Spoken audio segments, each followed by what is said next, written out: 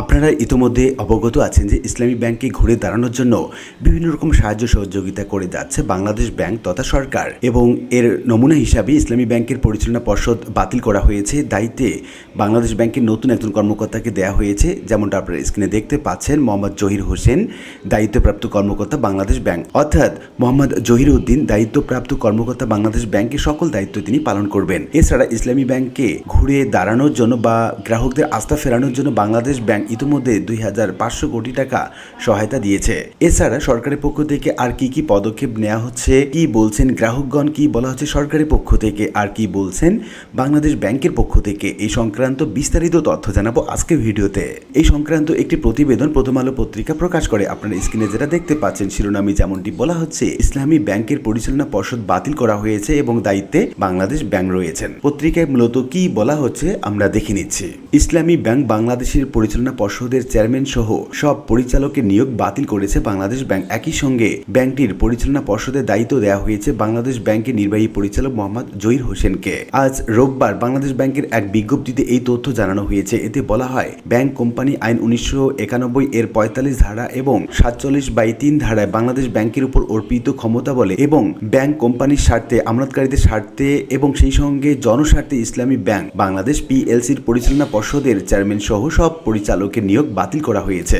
একই ধরনের 47/3 ধারা অনুযায়ী বাংলাদেশ ব্যাংকের নির্বাহী পরিচালক মোহাম্মদ জহির হোসেন পর্ষদের যাবতীয় ক্ষমতা প্রয়োগ এবং দায়িত্ব পালন করবেন বলে জানানো হয়েছে। বাংলাদেশ ব্যাংক বলছে, পরবর্তী নির্দেশনা না দেওয়া পর্যন্ত মোহাম্মদ জহির হোসেন ব্যাংকটির পরিচালনা পর্ষদের দায়িত্ব পালন করবেন। ইসলামী ব্যাংকে চেয়ারম্যান সহ 5 পরিচালকই বাংলাদেশ ব্যাংকের নিয়োগ করা স্বতন্ত্র পরিচালক। গত 24 মে ইসলামী ব্যাংকের তৎকালীন চেয়ারম্যান এম জুবাইদুর রহমান পদত্যাগ করেন। পরে ওই দিন রাত 9টায় বাংলাদেশ ব্যাংকের সাবেক ডেপুটি গভর্নর মোহাম্মদ খুরশিদ আলমকে ইসলামী ব্যাংকের স্বতন্ত্র পরিচালক এবং নতুন চেয়ারম্যান হিসাবে নিয়োগ দেওয়া হয়। পরে তাকে নিয়ে নানা ধরনের বিতর্ক দেখা দেয়। এরপর থেকেই নবনিযুক্ত চেয়ারম্যানের অপসারণ সহ 7 দফা দাবিতে সচেতন গ্রাহক ফোরামের ব্যানারে ব্যাংকটির কিছু গ্রাহক আন্দোলন শুরু করেন। জাতীয় সংসদেও ইসলামী ব্যাংক নিয়ে সরকারি এবং বিরোধী দলের মধ্যে তুমুল বিতর্ক হয়। এছাড়া রাজধানীর দিলকুশায় ব্যাংকটির প্রধান কার্যালয়ের সামনে টানা বিক্ষোভ শুরু করেন আন্দোলনকারীরা। ইসলামী ব্যাংক নিয়ে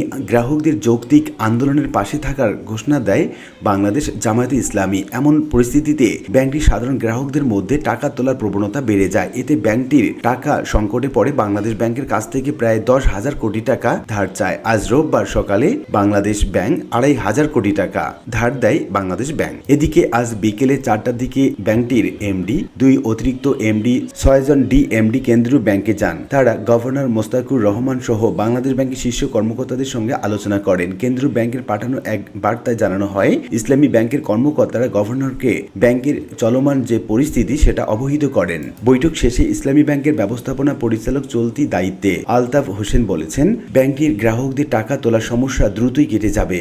ব্যাংকের লেনদেন পরিস্থিতি এবং তারল্য সংকট কাটিয়ে উঠতে তারা কার্যকর পদক্ষেপ নিচ্ছেন। বাংলাদেশ ব্যাংকের সঙ্গে ব্যাংকের বর্তমান লেনদেনের অবস্থা, তহবিল ব্যবস্থাপনা এবং আগামী দিনগুলোর জন্য প্রয়োজনীয় আর্থিক পরিকল্পনা নিয়ে বিস্তারিত আলোচনা হয়েছে। তিনি আরও জানান, গত 2 দিনে ব্যাংকে গড়ে প্রতিদিন 1,200 কোটি টাকা জমা হয়েছে এবং সম পরিমাণ টাকা উত্তোলন করা হয়েছে। নগদ জমা এবং উত্তোলনের পরিমাণ বর্তমানে প্রায় সমান অবস্থানে আছে। ওই বৈঠকের পর রাতে ব্যাংকটির পুরো পর্ষদ বাতিলের সিদ্ধান্ত নেয় বাংলাদেশ ব্যাংক। পর্ষদ ভেঙে বাংলাদেশ ব্যাংকের শীর্ষস্থানীয় একজন কর্মকর্তাকে দায়িত্ব দেওয়া হয়। আপাতত তার নেতৃত্বে চলবে ব্যাংকটি। তো উল্লিখিত বিভিন্ন আলোচনা থেকে আমরা এইটুকু বলতে পারছি যে ইসলামী ব্যাংকে ঘুরে দাঁড়ানোর জন্য এবং গ্রাহকদের আস্থা ফেরানোর জন্য বিভিন্ন রকম পদক্ষেপ নিচ্ছে বাংলাদেশ ব্যাংক তথা সরকার, এবং অচিরেই ইসলামী ব্যাংকের বিভিন্ন রকম যে সমস্যা সেটা লাঘব হবে এমনটি বিশ্বাস করেন সরকার।